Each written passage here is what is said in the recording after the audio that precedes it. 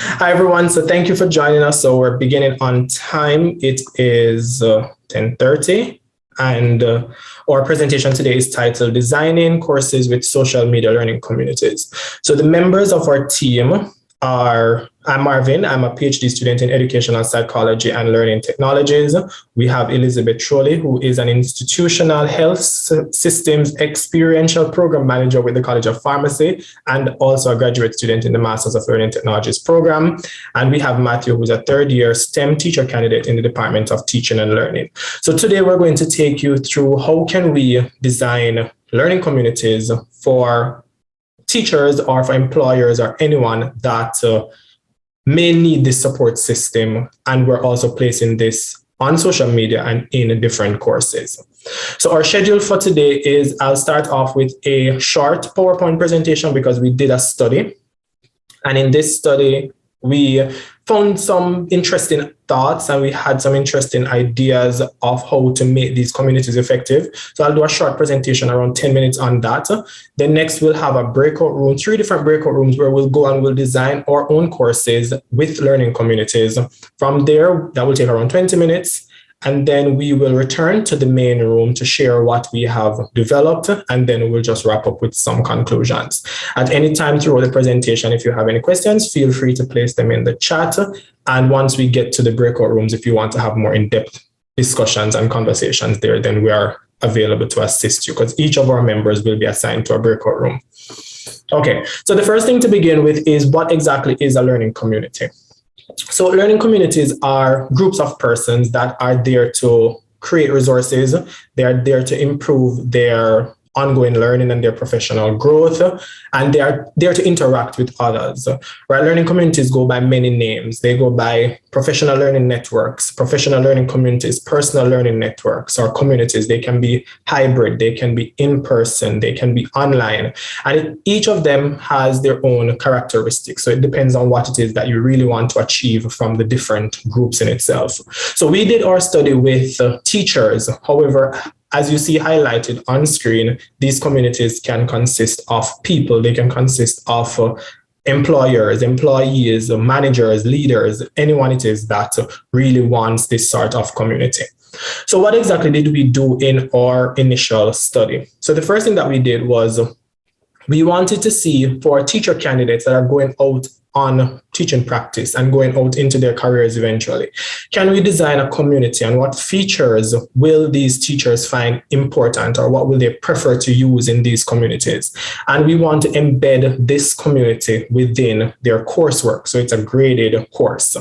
Next, can we create an active community and can this community be sustained when the course ends? So it's not just within the course, but it's also when the course ends. Now, why are these studies needed? So first of all, teachers, and not only teachers, all new employees, not just in academia, report feeling alienated while completing their university courses, while they're doing professional development, while they're participating in any practicum or workshops.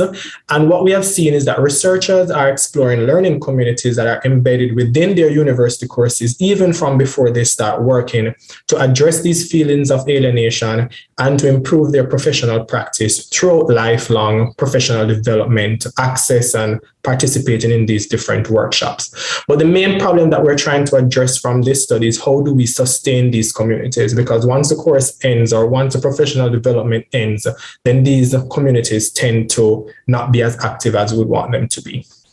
So in the design of our course, we started off using the backward design. What we did was that we identified what it is that we wanted to achieve first. First of all, we wanted to create an active community with features that teacher candidates would want to use. Secondly, we decided we want to embed it within a course. And which course? We wanted it to be in a technology integration course because technology changes so quickly. So we wanted the community to be a sustained support system for them as they go along throughout their lifelong careers. The next thing that we did was that we designed their assignments, we designed their activities, we designed their modules. So it was all starting from what did we want to achieve in the beginning. And we did all of this using design research. So we focused the problem, understood it, defined it, conceived it, built out a plan, tested it with the students, and now I'm presenting these findings. So a major question may be, which social media platform did we use? So on the screen, you're seeing the most popular social networks from a study that was done in October 2021. And you can see here where it starts off with Facebook being the number one platform, followed by YouTube, and we have WhatsApp and Instagram. However, we went all the way down here, and even though it's represented by millions, so there are 430 million users on Reddit, we decided to choose Reddit. And why did we choose Reddit? Because Reddit allowed us to be anonymous. It allowed us to have voting options, give awards, have moderation, have community rules, share resources in private and public communities. And these were features that we thought that we needed in our community. And one of the research shows that social media communities are not well used in formal classroom spaces because they're seen as being informal. So this was some new form of collaboration that we wanted to integrate and carry into our formal spaces and see how could it help. So for those persons that are not familiar with Reddit, it operates similar to Twitter or Facebook. However, as you can see, we can give upvotes here. These are what the arrows indicate. You can give persons awards. You can see that they are anonymous. So this person is called independent user or something like that. We had 32 members in this community. However, the numbers are not accurate based on Reddit's numbers. We had a private community. We had rules. It looks like a discussion post. You can reply to your group community members, you can share posts. You have moderators who can delete members, add members, highlight posts. We have that flexibility and freedom, as well as you have karma, which is classified as your overall power or your overall reputation in the community. And you can tag all of your posts with different flares. So for example, I would tag this with a humor. So anyone clicking on humor would see all the humor related posts. So those are things that we liked from the community. When it comes to the methods, you can't load files in Reddit, Courtney, but what we did was that we created a shared Google Drive and we had it linked in Reddit, so they could always click on that and they would go directly to our shared Google Drive with all the files that we used. All right, so for the teaching and learning department, so it's a course, the methods, it's a course from the teaching and learning department. It was 14 weeks. It was a technology integration course for STEM teacher candidates. There were 36 teacher candidates, 23 were females, 12 were males. The ages range between 19 and 29. A third of them already had bachelor's degree, which shows that we had both a mixture of master's students and bachelor students in the same class. 85% of them were full-time. 60% of them already had a great deal of technology exposure. And Instagram and Twitter were their top two platforms. However, yes, we introduced Reddit to them. So you can see that we initially started off with a problem there. So that's something that we'll address shortly. How did we collect data? We did social networking analysis and we did surveys.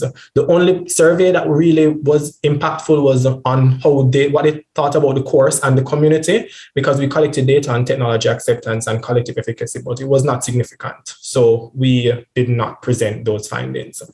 Their assignments. So in our course, what do we do? Their assignments, they presented on a technology was a student-centered heavy course. So the students did all the presentations. So it was 30% for presenting on technology, 15% for their weekly engagement while their classmates and their peers were presenting. They had 35% for a final project where they created a series of e-modules, and 20%. So as you can see, our learning community had a major part of their grade. So they had active contribution, reflections, evaluations, peer reviews, and they posted in the community to get those grades.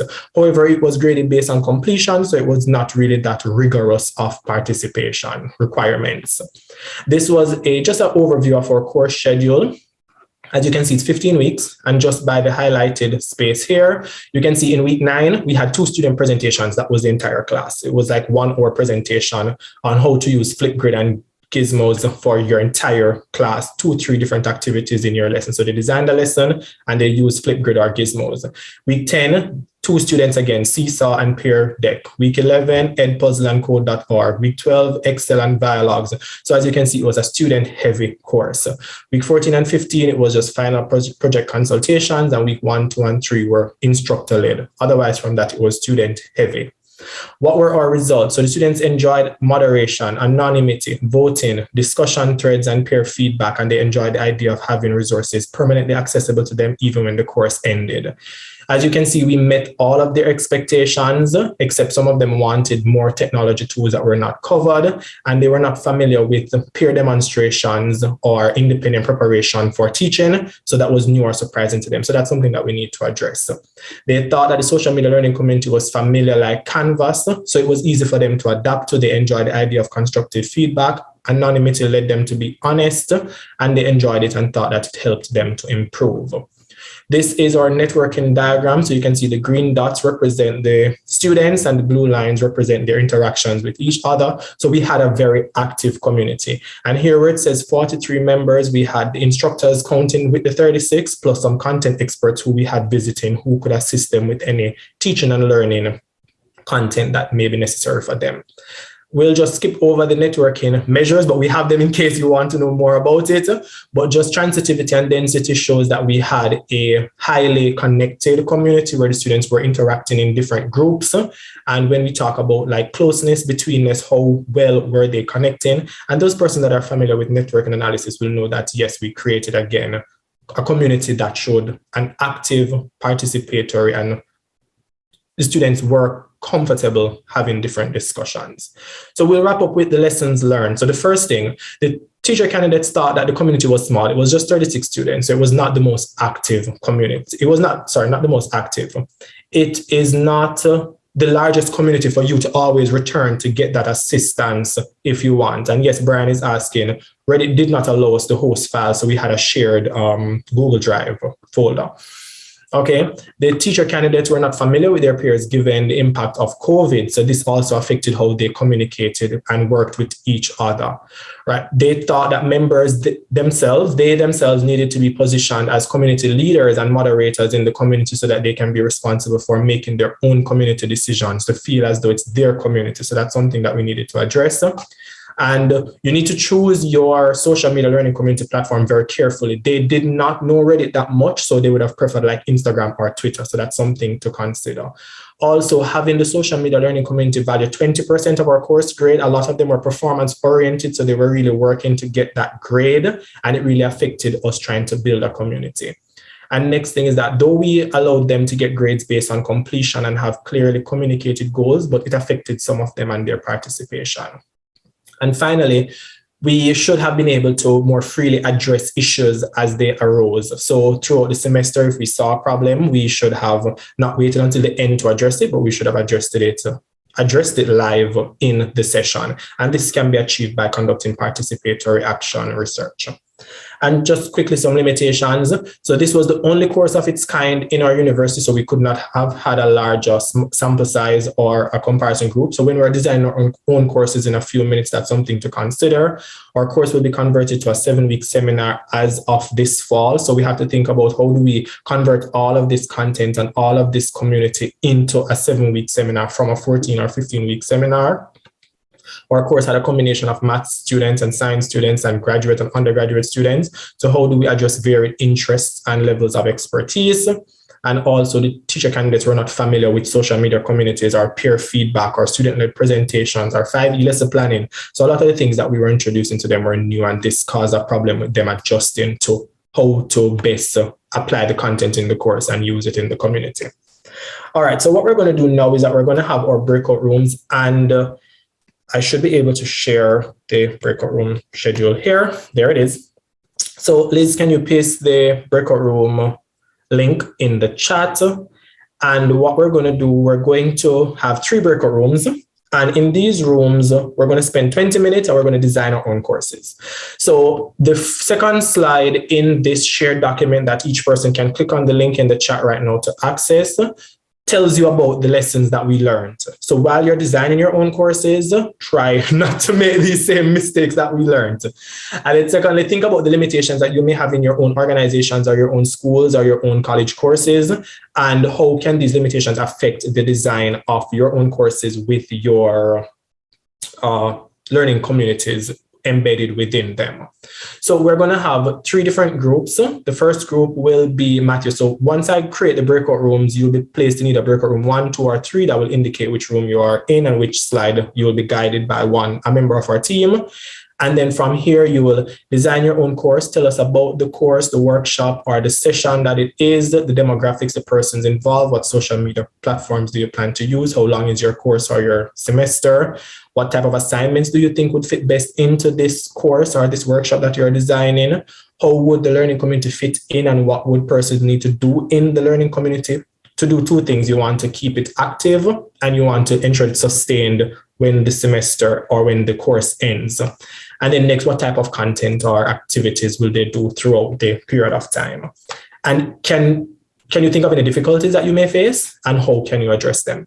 And then when we return from the breakout rooms, then we'll just share out, discuss, and that will end the session. All right, everyone, thank you for returning. So I hope those sessions were helpful and we can just go through and share what it is that we created. Okay, so Matthew, let's start with either you are presenting or you're someone from your team. Yeah, so I can touch on it real quick. If anybody from the group wants to, obviously feel free. Okay, so we had talked a little bit more on the idea of implementing a learning community with course designers and professors just kind of across the state of Ohio. We had a little bit of tech issues at the beginning, so we didn't quite get through all of it, but that's okay.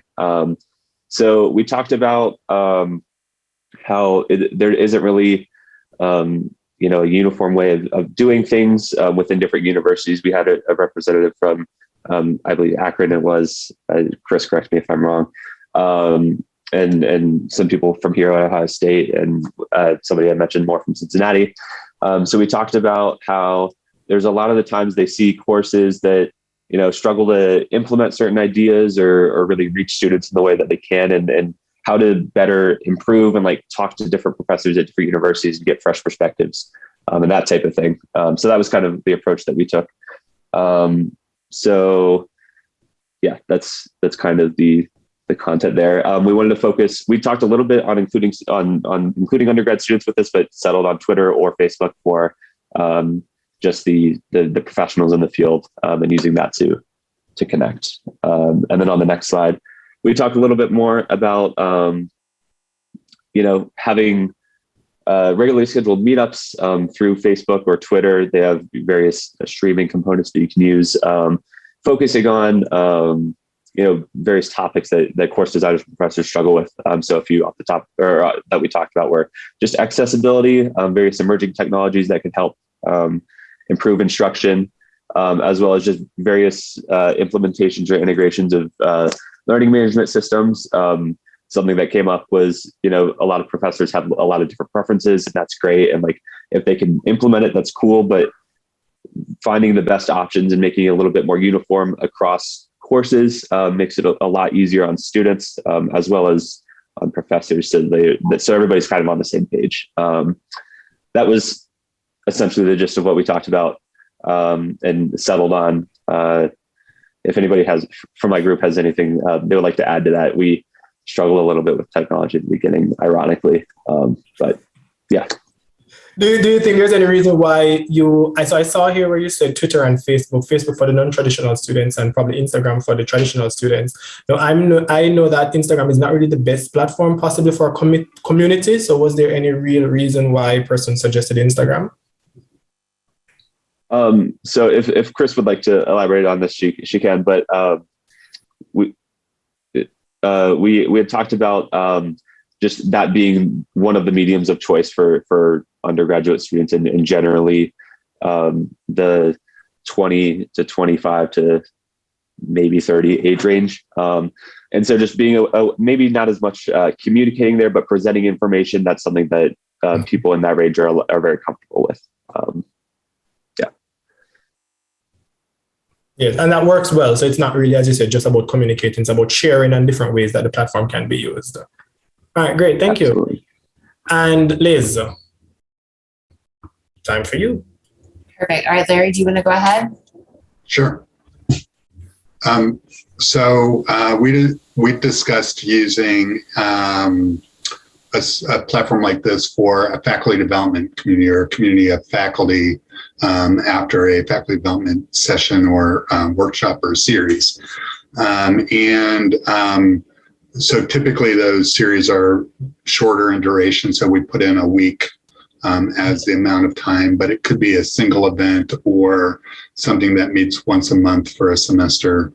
And then the demographics, I think we didn't really discuss this, but I would imagine it would be sort of new career or mid-career faculty would be probably those attending the professional development. And then some of our objectives for best practices for growth and development were to really choose the platform specifically based on maybe where people already are, assuming that that platform is appropriate for the type of conversations you're going to have. And another consideration might be, like, for example, in medicine, I know that some have used their Twitter following as evidence of their national reputation for promotion. Mm-hmm. So if there's a platform that is recognized by their P&T committees, then that might be something to consider. Mm-hmm. So I think we can go on to the next. In terms of assignments, we talked about presenting the technology in a session or getting them to use it for a, to do a tweet chat or do get into the platform and use it during one of the sessions. And then I saw you have ground rules here and faculty development. Yeah. And so one of the things that I've seen be successful in this type of thing is that it's not just for that cohort, it's open. So anybody who's been through the program can be a part of the online community. Right.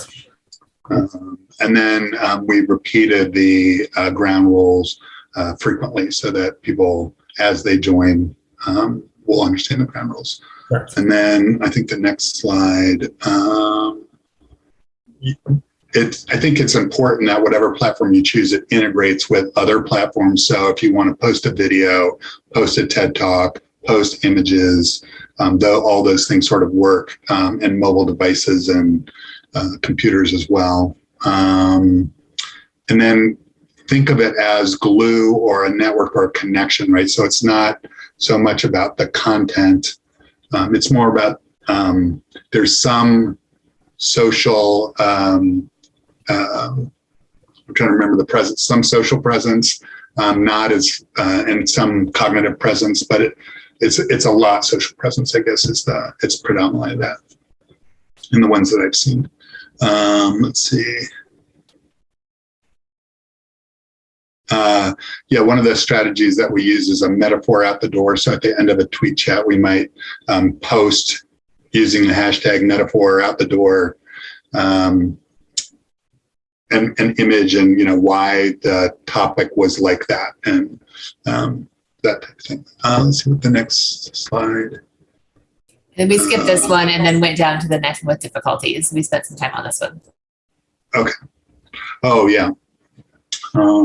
So one of the things that we discussed was how to be intentional and encourage it to be really substantive instead of, surface level.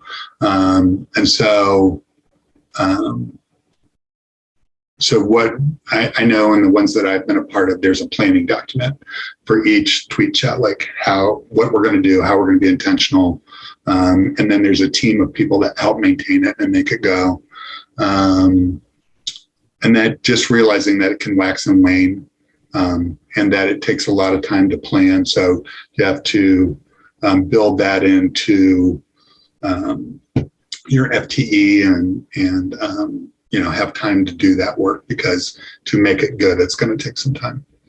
And then a big challenge is introducing new members all the time and realizing that there's going to be flux in membership.